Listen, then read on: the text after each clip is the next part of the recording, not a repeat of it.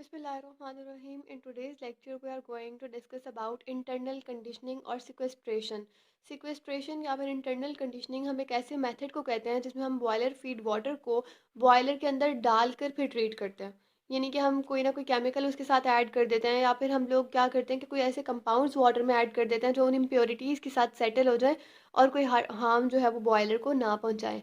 ठीक है, तो इसलिए हम इसको इंटरनल कंडीशनिंग कहते हैं क्योंकि हम बॉयलर के अंदर वाटर को डाल के उसको ट्रीट कर रहे हैं। ठीक है, इसलिए इसको इंटरनल कंडीशनिंग कहते हैं या फिर सिक्वेस्ट्रेशन कहते हैं। तो coming towards its definition, internal conditioning is treating the water after feeding into boiler. ठीक है, after feeding into boiler an internal treatment is accompanied by an internal treatment is accompanied by adding a proper chemical to the boiler. ठीक है, अब हम क्या करते हैं, कोई ना कोई केमिकल ऐड करते हैं बॉयलर में। और क्यों करते हैं, पहला इसकी दो सिचुएशंस हो सकती हैं। या तो इसलिए कि हम क्या करेंगे, केमिकल ऐड करेंगे और केमिकल ऐड करने से क्या होगा कि जो स्केल फॉर्मिंग इम्प्योरिटीज़ हैं, यानी ऐसी इम्प्योरिटीज़ जो स्केल्स बनाती हैं, हमने पढ़ा था ना स्केल्स और स्लज के बारे में, तो ऐसी इम्प्योरिटीज जो स्केल बनाती हैं क्या होता है, उनको प्रेसिपिटेट आउट कर लेता है।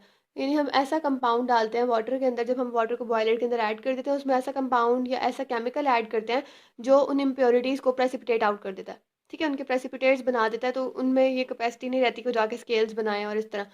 फिर अगर हम बात करें इसके दूसरे पॉइंट की, तो क्या होता है कि उनको एक ऐसे केमिकल्स जब हम डालते हैं वो उनको इम्प्योरिटीज़ को ऐसे कंपाउंड्स में चेंज कर देता है जो डिज़ोल्व तो रहता है वाटर में, लेकिन उससे बॉयलर को कोई हार्म या कोई नुकसान नहीं पहुंच सकता। ठीक है, तो ये था हमारे पास इंटरनल कंडीशनिंग का या सिक्वेस्ट्रेशन का concept. Next we will talk about carbonate conditioning और डिफरेंट टाइप्स ऑफ कंडीशनिंग। तो पहली हमारे पास है कार्बोनेट कंडीशनिंग।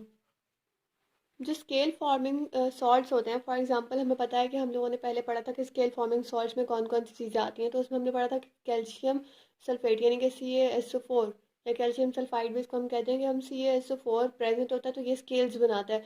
अब क्या होता है कि स्केल्स जैसे ही बनते हैं तो बॉयलर बहुत बुरी तरह इफेक्ट होता है, इससे उसकी एफिशिएंसी इफेक्ट होती है, उसके जो है वो एक्सप्लोजन का खतरा होता है और बहुत सारी चीज़ें हम लोग पहले पढ़ चुके हैं।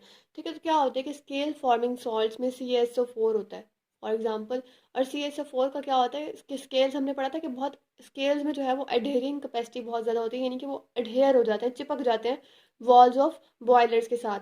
तो हमें पता है कि scale forming salts like CaSO4 present in water adheres more strongly. और इससे क्या होता है, दिस कैन बी प्रिवेंटेड। अब हम पढ़ रहे हैं कि हम प्रिवेंट किस तरह से कर सकते हैं कि CaSO4 ऐसा ना करे, CaSO4 जो है वो स्केल्स ना बनाए, CaSO4 जो है उसके स्केल्स बनने की वजह से वो अडेयर ना हो बॉयलर की वॉल से और हमारा बॉयलर सही से काम करता रहे। तो क्या होता है, हम लोग कार्बोनेट, क्योंकि हमने नाम में भी देखा कि कार्बोनेट कंडीशनिंग, इसका मतलब हम इसमें कार्बोनेट ऐड कर रहे हैं। और मोस्टली जब भी हम कार्बोनेट की बात करते हैं और वाटर को कोई ऐसा साथ आइन हो जो हार्मफुल ना हो उसके लिए, तो हम सोडियम की बात करते हैं। ठीक है, हमारे माइंड में पहले पहले सोडियम ही आता है, तो हम सोडियम कार्बोनेट ऐड करते हैं। अब सोडियम कार्बोनेट को ऐड करने का प्रोसेस या उसका क्या होता है कि हम लोग CaSO4 प्रेजेंट है वाटर में, हमें पता है, हमने क्या किया, इसमें सोडियम कार्बोनेट को ऐड कराया। सोडियम कार्बोनेट को ऐड कराने से क्या हुआ कि CaCO3 बन गया। CaCO3 का हम लोग पहले भी पढ़ चुके हैं कि ये इनसॉलेबल है वाटर में। ये CaCO3 जो है ये इनसॉलेबल होगा, यानी कि प्रेसिपिटेट आउट हो जाएगा और साथ में बना देगा Na2SO4। ठीक है, तो इससे क्या होगा कि हमारे पास बच जाएगा बॉयलर, स्केल्स फॉर्म नहीं होंगे। क्यों, क्योंकि कैल्शियम जो है वो स्केल्स फॉर्म करता है और यहाँ पर कैल्शियम जो है वो कैल्शियम कार्बोनेट में कन्वर्ट हो चुका है, यानी कि प्रेसिपिटेट आउट हो चुका है। और ये जो है वो अब ये loosely adhering which gives rise to a loosely adhering scale by adding Na2CO3। अब क्या होगा कि पहले ये अडहियर हो रहा था वॉल के साथ, अब ये अडहियर नहीं होगा। जिस तरह से हमने पढ़ा था कि स्लाइमी लुक देता है हमारे पास जो है वो, तो वो स्लाइम की तरह से, या फिर हम कह सकते हैं कि ये जो है अडहेर उस कैपेसिटी या उतना स्ट्रॉन्ग अडहेर नहीं हो पाएगा जितना स्ट्रॉन्ग अडहेर होता था, और बॉयलर को उस तरह से नुकसान नहीं पहुंच पाएगा। लेकिन इसका नुकसान क्या है, इसका नुकसान ये है कि ये सिर्फ और सिर्फ लो प्रेशर बॉयलर्स के साथ आप अप्लाई कर सकते हैं। अगर प्रेशर ज़्यादा होगा बॉयलर में, जो कि अमूमन होता है, तो आप इसको अप्लाई नहीं कर सकते उसमें। ठीक है, अब कॉस्टिक एम्ब्रिटलमेंट भी हो सकती है और कोरेजन भी हो सकती है in higher pressure in boilers as the unreacted Na2CO3 will be converted into NaOH। क्यों, आप लोग को याद होगा कि जब हमने कॉस्टिक एम्ब्रिटलमेंट पढ़ी थी, हमने कहा था कि वाटर के अंदर Na2CO3 होता है, क्योंकि जब हम वाटर को ट्रीट करा रहे होते हैं तो हम Na2CO3 ऐड कराते हैं। तो यही प्रोसेस था जिसकी बात मैं उस टाइम कर रही थी कि Na2CO3 हम लोग ऐड कराते हैं, तो कोई ना कोई थोड़ा बहुत Na2CO3 बच जाता है जो कि बाद में NaOH आयंस बनाता है, और NaOH आयंस जो है वो जाकर क्रैक्स में जो है वो फिल हो जाते हैं क्रैक्स में, और वहाँ पर फिल होने की वजह से जो है क्रैकिंग या फिर इम्ब्रिटलमेंट हो जाती है। तो उन्होंने यही बात दोबारा यहाँ पर की कि क्योंकि Na2CO3 जब हम ऐड कराते हैं ना कोई थोड़ा बहुत Na2CO3 जो है वो अनरिएक्टेड बच जाता है और वो NaOH में कन्वर्ट हो जाता है और फिर तो कॉस्टिक इम्ब्रिटलमेंट हो सकती है। आप लोग एक चीज़ रोक रहे हैं कि उसमें जो है वो स्केल्स ना बने, लेकिन इससे कॉस्टिक इम्ब्रिटलमेंट हो सकती है। अब पहले हमने बात कर ली जी कि कार्बोनेट्स को ऐड कराएं। अब हमने कार्बोनेट का एक डिसएडवांटेज देखा कि जब हम कार्बोनेट्स यानी कि सोडियम कार्बोनेट ऐड कराते हैं तो उससे NaOH बन सकता है और NaOH जो जाके जो है वो क्रैक्स में और सर्विसेज में बैठ जाएगा। तो उससे क्या होगा कि हमारा जो है बॉयलर टूट सकता है, यानी कि उसमें इम्ब्रिटलमेंट हो सकती है, कॉस्टिक इम्ब्रिटलमेंट। तो अब हमने उस और दूसरी चीज़ हमने उसमें क्या कही कि लो प्रेशर पे भैया आपने यूज़ करना है, हाई प्रेशर पे आप यूज़ नहीं कर सकते। तो फिर उन्होंने कहा अच्छा चलो हम ना ऐसे करते हैं कि हम सोडियम कार्बोनेट नहीं ऐड करते, हम कोई और मेथड देखते हैं। ठीक है, तो कोई और मेथड में उन्होंने क्या कहा कि ना ऐसा मेथड तलाश करना चाहिए जिसमें हाई प्रेशर पे बॉयलर जो है उसमें हम डाल दें तो कोई इफेक्ट ना हो।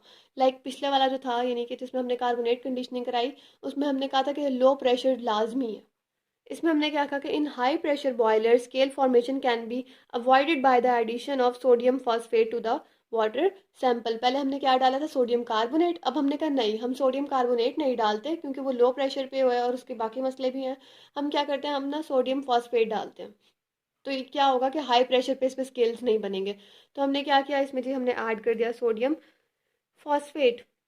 Here calcium ions are precipitated as their phosphates and can be removed easily by the filtration। इसमें सेम वही चीज़ होती है जो हम लोग पहले से पढ़ते आ रहे हैं। इसमें क्या होता है कि जो सोडियम होगा ना, यानी जो कैल्शियम के आयंस होंगे, यानी कि जो इम्प्योरिटीज होंगी जो हार्डनेस प्रोड्यूस कर रही हैं वो भी रिमूव हो जाएंगी। किस तरह से रिमूव होंगी कि उनके प्रेसिपिटेट्स बन जाएंगे। जब उनके प्रेसिपिटेट्स बन जाएंगे तो हम उसको इजीली रिमूव कर सकते हैं बाय फिल्ट्रेशन। ठीक है, तो अब क्या करते हैं, उन्होंने कहा कि हम 3 टाइप के फॉस्फेट्स इसमें ऐड करा सकते हैं। मोनोफॉस्फेट भी ऐड करा सकते हैं, डाई भी, और ट्राई सोडियम फॉस्फेट भी। ठीक है, यानी कि मोनोसोडियम, डाई सोडियम और ट्राई सोडियम फॉस्फेट हम इसमें ऐड करा सकते हैं।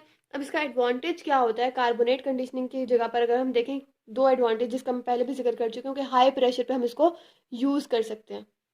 ठीक है, इसको हम हाई प्रेशर पे भी यूज़ कर सकते हैं। और दूसरा एडवांटेज क्या है कि ये सॉफ्टनिंग और कंडीशनिंग एसिडिक, न्यूट्रल और अल्कलाइन वाटर सैंपल, यानी कि आपका वाटर सैंपल जो है वो बेशक एसिडिक हो, बेशक बेसिक हो या बेशक न्यूट्रल हो, किसी भी किस्म का आपका हो सैंपल, उन सबको ये सॉल्व करने के लिए हेल्प आउट करता है। इसके अगर हमें क्वेश्चन देखें तो होता क्या है कि यहाँ पर हमारे पास कैल्शियम आइंस प्रेजेंट है, हमने इसमें सोडियम फॉस्फेट डाला। जब हमने इसमें सोडियम फॉस्फेट डाला तो सोडियम जो है ये जाके वाटर में ऐड हो गया और कैल्शियम जो है वो इसकी जगह पर आ गया। जैसे हम पहले ही बात कर चुके हैं भाई, ये भी आयन एक्सचेंज प्रोसेस ही है, तो इसमें जिसकी भी हम बात करेंगे उनके आयन एक्सचेंज ही हो रहे होंगे।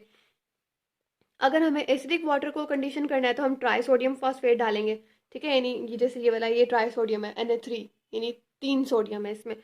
और जो है अगर हमने न्यूट्रल या अल्कलाइन वाटर सैंपल को करना है तो हम डाई सोडियम या फिर मोनो सोडियम फॉस्फेट को यूज़ कर सकते हैं।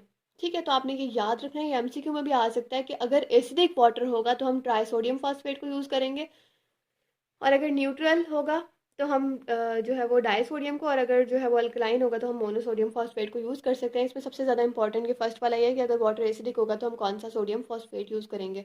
नेक्स्ट हमारे पास है कैल्विन कंडीशनिंग, या इसको हम कैल्विन कंडीशनिंग भी कह सकते हैं। कैल्विन कंडीशनिंग क्या होती है कि एक ऐसा प्रोसेस है जिसमें हम कैल्विन को ऐड करते हैं। कैल्विन को हम लोग कह सकते हैं या फिर सोडियम हेक्सा मेटाफॉस्फेट, इसका नाम थोड़ा लंबा है इसलिए हम लोग इसको शॉर्ट नेम से बुलाते हैं कैल्विन से। तो कैल्विन को हम क्या कहते हैं, हेक्सा सोडियम, सोडियम का मतलब यहाँ पर सोडियम प्रेजेंट होगी, हेक्सा मतलब 6 है, मेटा फॉस्फेट, मेटा भी लगे हुआ और फॉस्फेट है। ठीक है, तो सोडियम हेक्सा मेटा फॉस्फेट हम इसको कहते हैं। बॉयलर फीड वाटर के अंदर हम कैल्विन को ऐड कराते हैं। अब इसको ऐड कराने से क्या होता है, यहाँ पर भी आयन एक्सचेंज का प्रोसेस होगा कि जो कैल्शियम आयन्स होते हैं जो स्लज फॉर्मेशन या स्केल फॉर्मेशन में इन्वॉल्व होते हैं, वो क्या होता है कि वो कैल्विन के साथ जो है वो बॉन्ड बना लेते हैं। इसमें भी सेम वही होगा कि सोडियम यहाँ से रिमूव हो जाएगा और कैल्शियम इसकी जगह पर अटैच हो जाएगा। फॉर एग्जांपल ये आप देख सकते हैं यहाँ पर सोडियम आयन प्रेजेंट है, ये हमारे पास Na4 प्रेजेंट और PO3 6। अब इसमें क्या हुआ है, ये जो ये Na4 था ये वाला, ये 2Na बन के बाहर निकल गया और इसी जगह पर यहाँ पर कैल्शियम आकर अटैच हो गया, यानी कि इसमें भी आयन एक्सचेंज हुआ है, सिंपली आप कह सकते हैं। तो इसमें क्या हुआ कि the phenomena of complexing of the ion is known as sequestration, इसको हम लोग सिक्वेस्ट्रेशन भी कहते हैं। Calvin is the sequestrating agent used, क्योंकि इस प्रोसेस को हम सिक्वेस्ट्रेशन कह रहे हैं तो कैल्विन को हमने क्या कहा कि ये सिक्वेस्ट्रेटिंग एजेंट है। ठीक हो गया। फिर उन्होंने कहा कि कुछ और जो है वो इंटरनल कंडीशनल कुछ और एजेंट्स भी यूज हो सकते हैं जिसमें EDTA है। EDTA का आप लोगों ने स्ट्रक्चर भी पहले पढ़ लिया, और EDTA का मतलब होता है ethylene diamine tetra acetic acid, या फिर आप सोडियम एल्यूमिनेट का भी यूज़ कर सकते हैं। उन्होंने कहा कि ईडीटी अगर आप यूज़ करते हैं ना, तो ये सिक्वेस्ट्रेशन फिनोमेना के थ्रू होगा, और अगर आप सोडियम एल्यूमिनेट यूज़ करते हैं तो फिर ये प्रेसिपिटेशन फिनोमेना। क्या मतलब हुआ इस चीज़ का कि हमने कहा कि ये सिक्वेस्ट्रेशन में हमने कहा कि कॉम्प्लेक्स बन जाएगा आयन, यानी Ca2 पॉजिटिव जो है इसकी जगह पर लग जाएगा, ये पूरा एक कॉम्प्लेक्स चीज़ बन जाएगी, कॉम्प्लेक्स कंपाउंड। लेकिन अगर हम ऐड करेंगे ना इसमें सोडियम एल्यूमिनेट, तो सोडियम एल्यूमिनेट करने से, ऐड करने से क्या होगा कि प्रेसिपिटेट आउट हो जाएगा, यानी कि फिर ये एक सिक्वेस्ट्रेशन फिनोमेना रहेगा, फिर ये एक प्रेसिपिटेशन फिनोमेना बन जाएगा, क्योंकि इसमें जो इम्प्योरिटीज़ हैं वो प्रेसिपिटेट्स बन के आउट होंगी, यानी हम प्रेसिपिटेट्स बनाएंगे फिर हम निकाल लेंगे उसको। नेक्स्ट हमारे पास है कोलाइडल कंडीशनिंग। कोलाइडल कंडीशनिंग में इस तरह ही होती है कि लो प्रेशर बॉयलर्स में हम लोग क्या करते हैं कि स्केल ना बने। हम ये सारा कुछ इसीलिए पढ़ें कि स्केल और स्लज की फॉर्मेशन ना हो, तो लो प्रेशर बॉयलर में स्केल को अवॉइड करने से हम लोग क्या करते हैं, ऑर्गेनिक सब्सटेंसेस डालते हैं। फॉर एग्जांपल केरोसिन हो गया, टैनिन हो गया, एगर एगर हो गया, या फिर इस तरह के कुछ और ऑर्गेनिक कंपाउंड्स। अब इसमें क्या होता है, they get coated over the scale forming precipitates converting into loose deposit which can easily be removed। इसमें हमने क्या पढ़ा कि हम क्या करते, ये केरोसिन और ये टैनन वगैरह क्या करते हैं कि जाकर इम्प्योरिटीज़ को सराउंड कर लेते हैं, उनको घेर लेते हैं। उनको घेरने से क्या होता है कि ये उनको कोट कर देते हैं अपने उससे, और फिर हम इनको इजीली रिमूव कर सकते हैं। हम पहले क्या करेंगे, केरोसिन को पानी में ऐड कराएंगे, और उसके बाद जो है वो केरोसिन जो है वो इम्प्योरिटीज़ के साथ रिएक्ट करके उनको कोट कर लेगा, और उसके बाद हम केरोसिन को वाटर में से रिमूव करा देंगे, तो वाटर जो पीछे बचेगा उसको फर्दर ट्रीट करके हम लोग बॉयलर फीड वाटर बना सकते हैं, यानी विद स्पेसिफिक सम स्पेसिफिकेशंस। तो ये था हमारे पास टॉपिक कि हम कंडीशनिंग किस तरह से कर सकते हैं। हमने इसमें 4 टाइप्स की कंडीशनिंग पढ़ी, इसमें मुश्किल कुछ नहीं है, आपने याद रखना है। पहली थी कार्बोनेट कंडीशनिंग जिसमें हमने सोडियम कार्बोनेट ऐड किया, दूसरी थी फॉस्फेट कंडीशनिंग जिसमें हमने सोडियम फॉस्फेट ऐड किया, तीसरी थी कैल्विन कंडीशनिंग जिसमें हम लोगों ने सोडियम हेक्सामेटाफॉस्फेट ऐड किया, और फोर्थ थी हमारे पास कोलाइडल कंडीशनिंग जो कि बहुत ईजी थी, जिसमें हमने जो है कोई फॉर्मूला नहीं याद करना, सिर्फ और सिर्फ हमें याद रखना चाहिए कि कैरोसिन हमने ऐड किया, इसमें टैनिन ऐड किया, या फिर एगर एगर ऐड किया, और फिर इसमें से हमने क्या कर लिया, वाटर को सॉफ्ट बना दिया। तो this was all about the internal conditioning methods.